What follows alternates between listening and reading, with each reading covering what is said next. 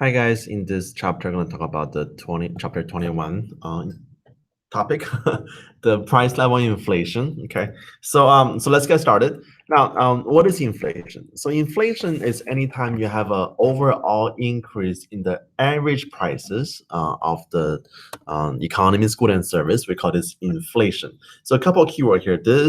The most important keyword is this one over here. It says average. Yeah, why does it do that every time? Give me my pen. All right, so the keyword is average. So it's not all the prices. This is not single prices. It's not most prices. This is the price of average. So we're gonna add up everything and then divide it by everything. Then if the average price is increasing, then we call that inflation. So inflation is very normal, and then don't think inflation is always bad. If you have a very high inflation, of course it's bad. But if you have just little inflation, that's healthy. That's good. Okay. However, if the price goes down, that's called deflation. Now, deflation is more dangerous than inflation. Also, it's deflation. When the average price is going down, then we're telling all the companies, "Hey, company, the reason why the reason why the price of your stuff is getting cheaper now is because we don't like them anymore. Produce less for us." So deflation can actually lead into a recession in the economy.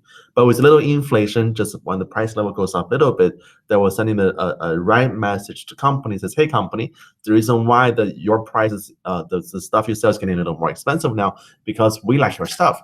Produce more stuff for us." Okay, so a little inflation is good, but if you have too much inflation, that can be a big problem. So too much inflation, it's very hard for companies and individuals to make long-term plans, and also create uncertainty in the price levels. So that's bad. Okay. All right. So let's look at how this works. So to study inflation in our economy, we use something called a CPI.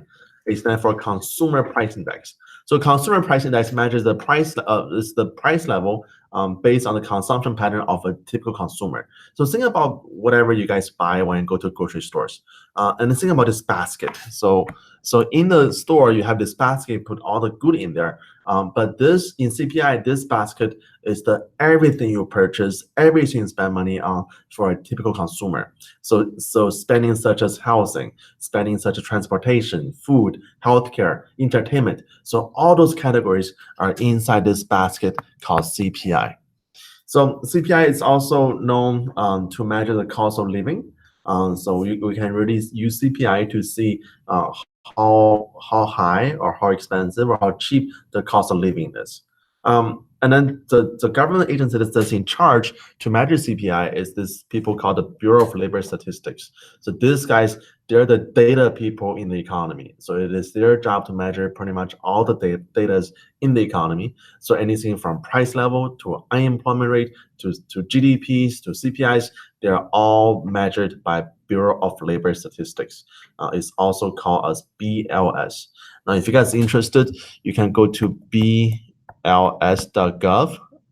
to look at what kind of information that this data people have a tab on, so you can see what kind of data they're collecting. So for our inflation, you can see a chart over here. This shows you the percentage of inflation in the economy. So anytime when the inflation level is above 0%, we call this inflation. Anytime you see it goes down below 0, that's deflation. So the only time we actually had any real deflation was about 2009 to 2010 level. That's when the economy was really, really bad. Everybody was getting laid off from work. Nobody's getting raised from jobs. So that's probably the only year in the last 50, 60 years in US history, that's when we had a deflation. But inflation is very common. So almost every single year we have inflation. But we're very fortunate for the last maybe 20 some years now that our inflation has been very steady. So you don't see these huge jumps back in the 1970s. So ever since 1990s, the inflation has been very steady. Now the area that's been highlighted with a little blue color, that is representing your period of recession. And then if you guys notice this, that for most of our recession times, you see there's a decrease in price level. So the inflation goes down, right? So the last recession back in 2008, inflation went down, it almost went to deflation. The early 2000s, it went down a little bit. The early 1990s, it went down by a lot. And then if you keep going back to the early 1980s, you see a general decrease in the deflation level. Now, however, I want you to pay attention to this area over here. You see how in the 1970s, they will have both a deflation, I had both inflation and a recession. You guys probably learned this in your history class. This is called a stagflation, okay? T-A-J-F-L-A-T-I-O-N, can't spell. So stagflation. So stagflation is when you have both inflation and high unemployment. That's called stagflation. It's not common but we do see it from time to time. And then the cause for that, the main cause for stagflation was the oil embargo in the 1970s. Okay, all right. So here are the categories for our CPI. The biggest category for typical consumer. Remember, this is not for all consumers. This is for a typical consumer or average consumer. So the biggest category for spending is housing. And this is true for most people in all the states, but might not be the same percentage-wise. If you have people living in, let's say, Texas or Louisiana, they'll probably spending less on housing because housing is cheaper. But you might be spending more on transportation. But housing is the biggest category. So housing, transportation, food are very expensive. They're the biggest three category for most consumers, and then everything else is much smaller. Okay. All right. So this is how our CPI is measured. So every month, we measure over 8,000 goods and services every month, and they're in 211 categories, and then for 38 geographic locations. So guys, once you go to bls.gov, you can go to data search. You can really look for these 2011 categories to see they're breaking down with different categories such as food, and then you can go into details like bread or pastas or pizzas, and then you have different locations. So there's to be like a New York, Boston area, Houston, Dallas area, California area. So all those information are kept in BLS. You can look for all the prices in there. Okay. All right. So to find CPI, guys, your PowerPoint and doesn't have a good example. And also textbook too doesn't have a good example on how to find CPI. So let me show you how to find CPI. Okay. Let me use Excel. The best way to find CPI is to use Excel because Excel is just a giant calculator. It does everything for you. All right. So open Excel.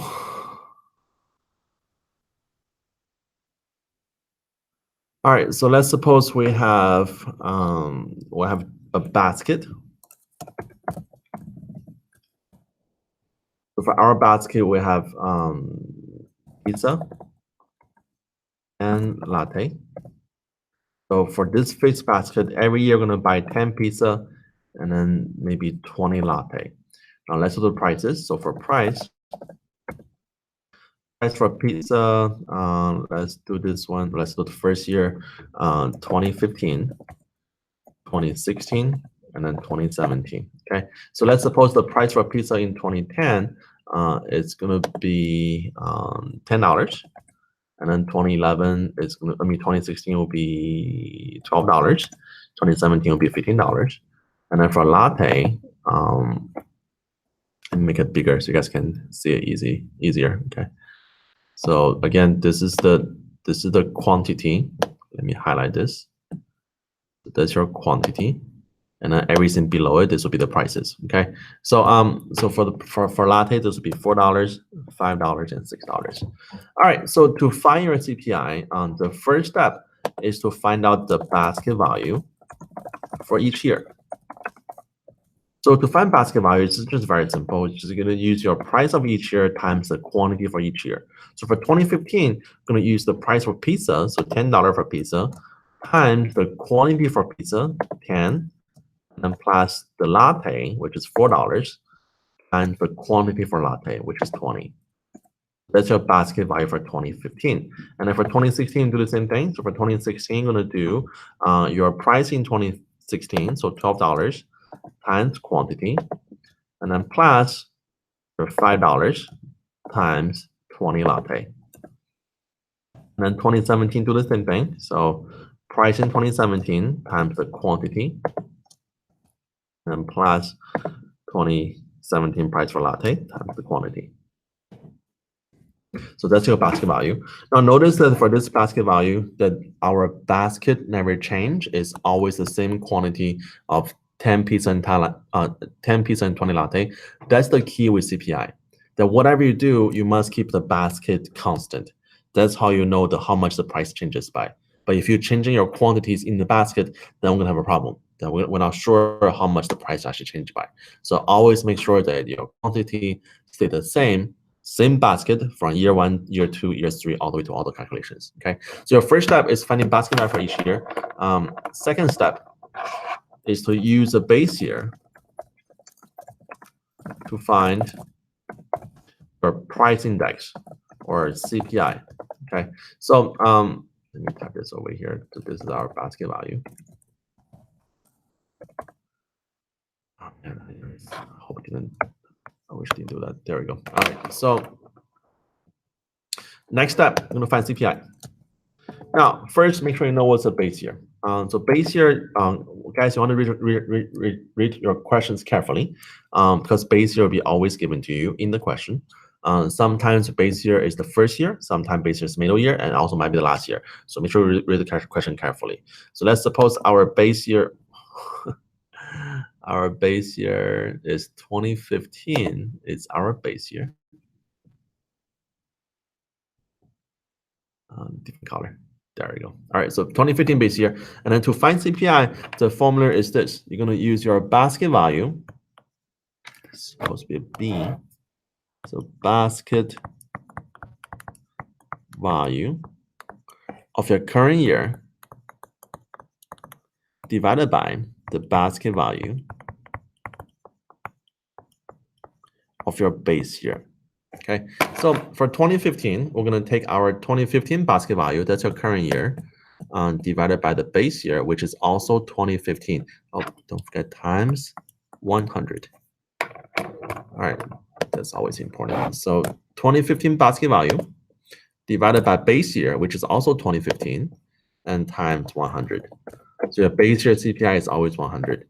And then next, for 2016 CPI, I'm going to do 2016 basket value divided by the base year, which is still 2015. So this base year never changed, okay? And times 100. And last one for our 2017, we're going to do 2017 basket value divided by the base year, which is still 2015, and times 100. That's your CPIs. Now, last step for inflation.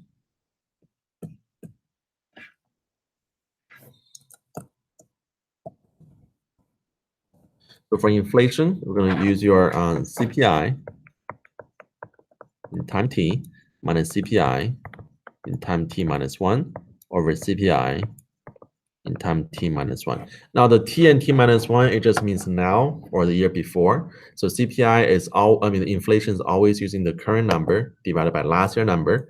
Current number minus last year divided by last year to get your inflation for each year. So let's do this. Inflation. All right, so for inflation, let's do first between 2016 and 2015.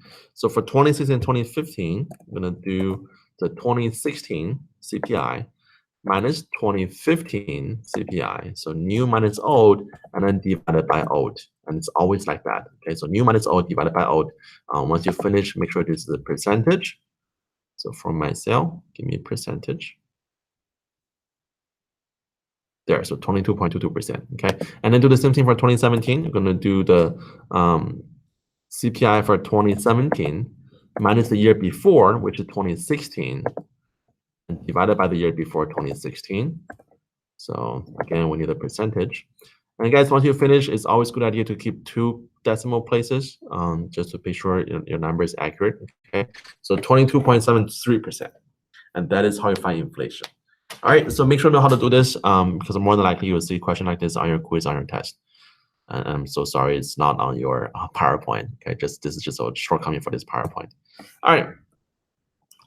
So we have that. So price index equal to the basket price of each year divided by the basket price in your base year times 100, and that will give you your CPI or the price index. Now every time you hear CPI, it's just a price index. They mean the same thing. Okay. All right, so if you look at our, and then also inflation is your this year minus last year divided by last year times 100%, and that's inflation. All right, so if you look at inflations, the overall inflation trend is always increasing. I mean, it has been increasing for the last 40, 50 years now in America. That is because, I don't need this. That is because every year you have inflation, so overall price level is increasing. Okay, but just remember this little dip over here. So 2009, 2010, we had a brief period of deflation. All right. Now so inflation measures the overall prices of the average of every single purchase, but it doesn't mean that everything's getting more expensive. There are stuff getting more expensive. There are also stuff getting cheaper. So if you look at our inflations, our CPI, the cost of travel, the cost of education, special education, and the cost of healthcare has been increased the last 40 years, but the cost of electronics, the cost of technology has been getting cheaper in the last 40 years. So if you're buying TV back in 1990s, it's very expensive. You buy, you doesn't have to be 1990s. If you just bought a LED TV back in 2008, so 10 years ago, like a 37-inch LED TV, that will cost you over $4,000. But if you buy a 37-inch LED TV today, it will cost you about $400 to $500. So way cheaper. So technology is cheaper. But what is more expensive is the other categories. So travel, education, and healthcare. But together, on average, our average CPI has been increasing slowly and steadily. Okay. All right.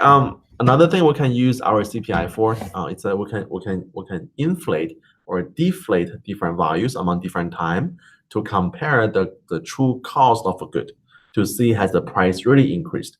So for example, let's say the example here says in 1924 you bought a house for $1,900.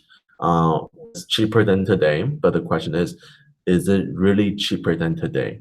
Because back in 1924, everything used to be cheaper, right? So to do this, to find out the real dollar price of a good, that you want to either inflate or deflate the value, this is the formula for it.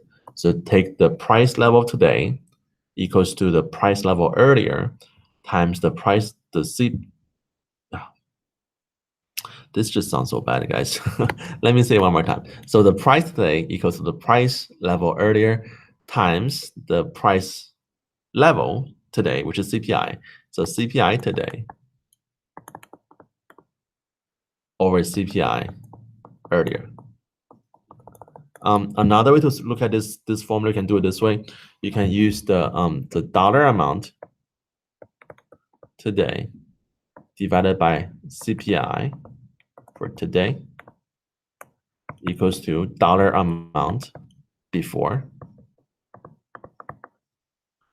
over CPI for before. And then all you have to do from this point on, just plug in numbers and then cross multiply and solve for it. Okay. So you don't have to do this long formula, and then more than likely you get it wrong somewhere. Use this one. Okay. So keep everything on one side. So dollar amount for today over CPI for today equals to dollar amount before divided by the CPI for before. All right, so for example, for Coca-Cola in 1942 costs you $0.05, so 5 cents. 2015 costs you 73 cents.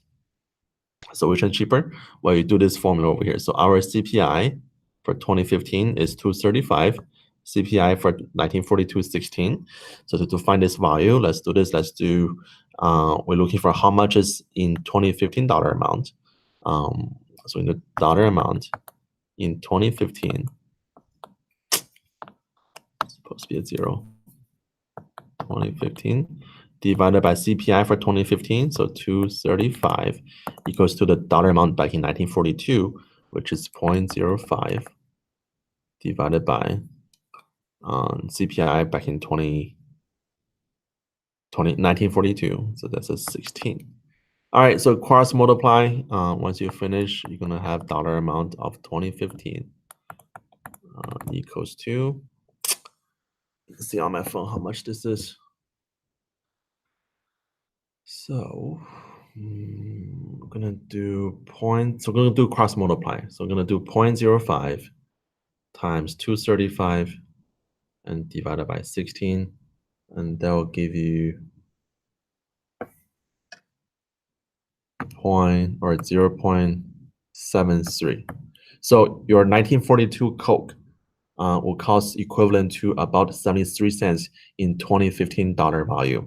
Okay, but in 2015, our Coke price is actually 0.63. So which means that our Coke in 1942 is more expensive than our Coke in 2015. Okay, so let's do another one. Let's do the one below it. So I'm gonna do the price of Hershey chocolate, so candy bars. All right, so 235 is our 2015 CPI. 18 is our 1921 CPI. So let's see how this works. So dollar amount today, or dollar amount 2015, divided by 235, that's your CPI, equals to dollar amount in 1942, which is 0.05, divided by CPI 1942, 18. So your dollar amount in 2015 equals to 0.05 times 235 divided by 18, cross multiply. So this is about 0.65. So that's how much your Hershey chocolate back in 1921 is equivalent in 2015 dollar value. But the actual price is 0.69. So which means your today's Hershey is just a little bit more expensive than your 1921 Hershey. Okay, so that's how you do it. You guys can try the next two, and this is the right answer over here, so you can compare your answer to what you have. Okay, all right. CPI is not perfect. There are some problem for CPI. The three biggest problem for CPI is that it will overstate or overestimate how much our inflation is. So overinflate the true value. And the three reasons are called substitution bias, changing quality, and a new product and locations. So first of all, the substitution bias is that to find CPI, we always assume the consumer buy the same basket. And this same basket is a huge problem for CPI. The basket never change. Now, let's suppose we're looking for the what is the CPI for the purchase of meat, right? Now, for meat price, let's suppose we have chicken and beef. So between chicken and beef. Now, if your chicken's getting more expensive, well, as a normal consumer, what do? We buy less chicken, we buy more beef, right? We're gonna change our behavior. But CPI wouldn't care. CPI says we don't care that you're buying less chicken because it's more expensive. CPI says we're gonna assume you're gonna buy the same basket just like before. And then if you buy the same basket just like before, then you're buying the same amount of chicken and the same amount of beef, and then you are overstating how much consumers are spending on the meat. So our real meat consumption price is actually lower than the estimated consumption meat price, because in the estimate for CPI, we're assuming that we're buying the same amount of chicken, even though they're more expensive now, and consumer buying less now. Okay, so that's called substitution bias. Now, second, it's called quality change. Sometimes you buy something better and which is more expensive, but CPI says we don't care. That we're just saying that you're gonna buy you're buying a more expensive good. So if you compare, we have two pictures here. You compare your old days, your cell phones, mobile phones to your new mobile phone today. Of course, today is better, which means this might be more expensive, and then but CPI says we don't care. CPI says we don't care that this good is getting better. All we care about is that you're paying more for something, and that's inflation. But guys, to be honest with you, this is not a good example. Because if I remember correctly, these phones in the old days, this cost at least $3,000. It's more expensive than the phone today. But if you look at the cost of cars, now cars, that's a big difference. Let's say if you look at it, so if you guys anybody have any car that's older than 20 years in your household, if you go into the car, there's no GPS, there's no ABS brakes, there's no there might not be any power window, power lock, right? If you buy a new car today, it has all those, so you buy a better car, but the price is also higher. Now we know it's more expensive because of better car, but CPI says doesn't matter. That's inflation because the price went up. All right, and then the last one right? Oh, so last one is your new good and service. So CPI again, this all goes back to the problem of the same basket. The basket never change. Now imagine you want to study the change of price for household entertainment. Like what do you spend money for entertainment now? Well, let's say for movies, right? So if well, no, let's do for music. So if you want to see how people spend money on their music, compared today to 1970, you're gonna see a huge difference. Because in 1970s, everybody's buying was it cassette? There was no cassette in 1970. Everybody was buying vinyl, right? So vinyl. But in today we don't buy vinyl anymore. We're buying you buying your iTunes. You just download your phone, download on your phone. So the method of purchase is different now. But we still try to compare the price of cost. So that's not a good comparison. It's just not the same anymore. And then imagine you want to see how much people spend money on watching movie at home. And then in the old days, people actually go to stores like Blockbuster, Hollywood Videos to rent those movies at home and then watch at home. But now we have Netflix, right? So it's a monthly service. So it's hard to compare when you have new good or new technology that's in the market and consumers spend a lot of money on. All right, let's continue. So the cost of inflation, another cost for inflation is that it will make the future price more uncertain. That for especially for people who are borrow money or people who are lending money. So suppose let's say we have two individuals, person A. Let's do this. Let's do bank. Okay, so bank and person A over here. Now, person A want to borrow $100 from the bank, and then promise to pay back $110 by end of the year. So end of the year, they will pay back $110. So on surface, that's about what 10% interest rate. So it sounds pretty good. So 10% interest rate that's been paid back to the bank. Now, however, what if you have high inflation? What if that by end of the year the inflation is about 20%? So inflation is increasing faster than interest rate. In that case, when you pay the money back, that even though you're paying back $110, so you're paying back a more amount of money, but this $110 you can buy less stuff now. So the bank is worse off because of inflation. Now, what if it's the other way around? What if the inflation says we don't have inflation, we have deflation, so it went down by 20%?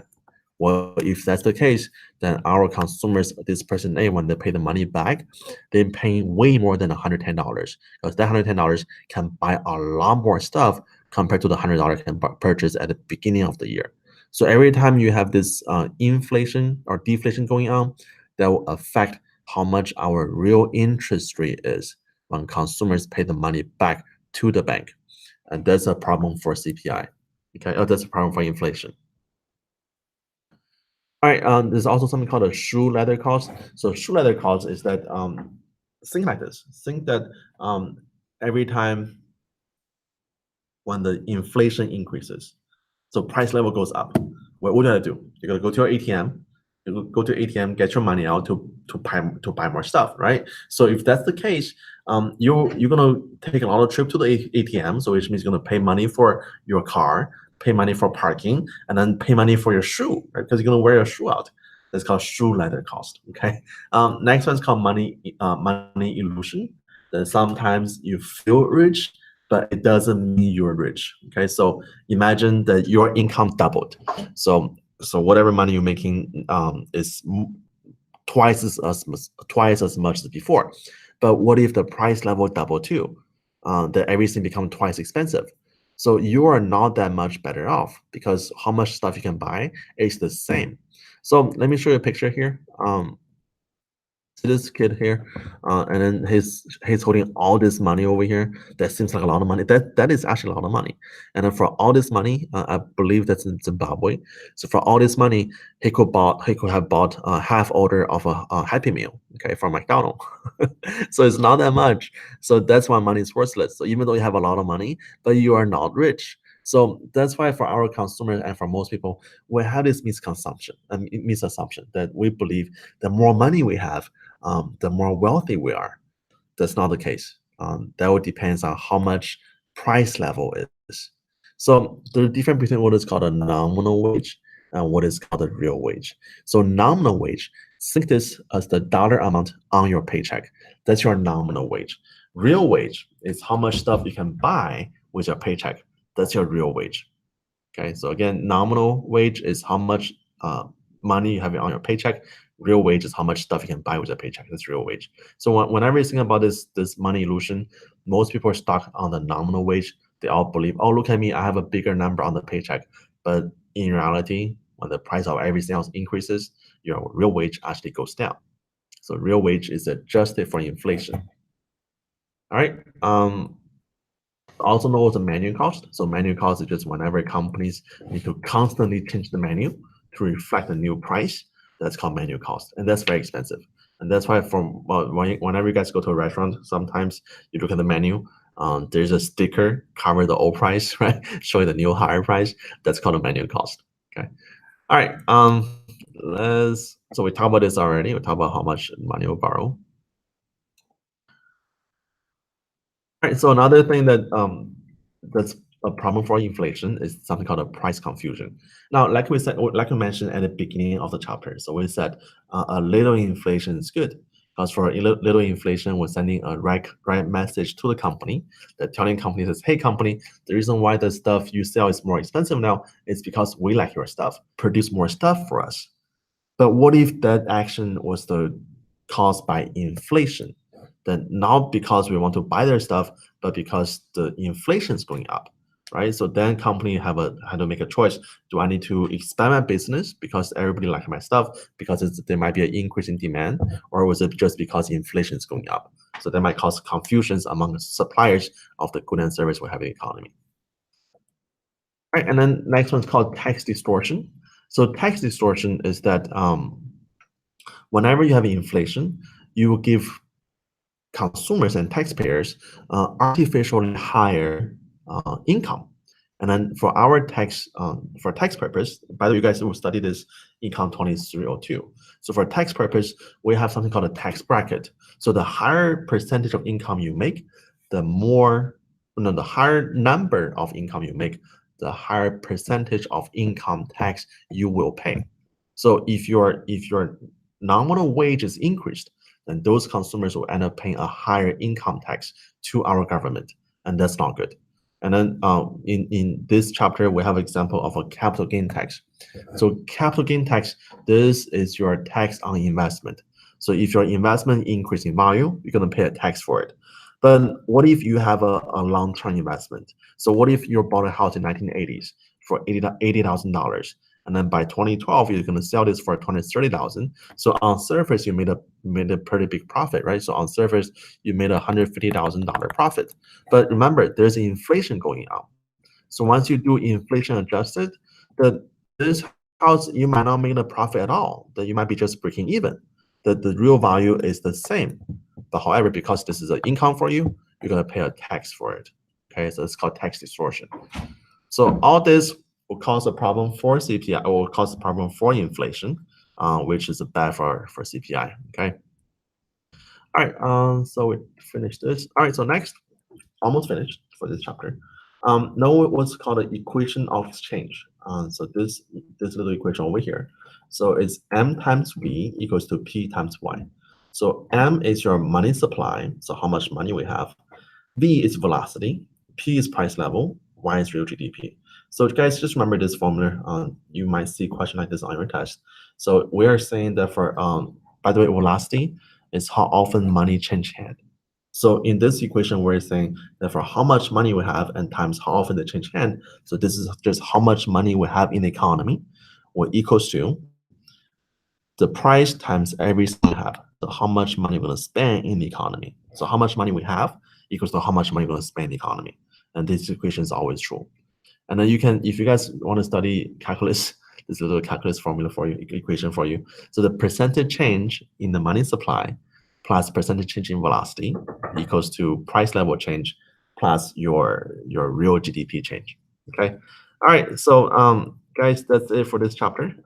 Have any question, let me know, and I will see you for next chapter. All right. See you later. Bye-bye.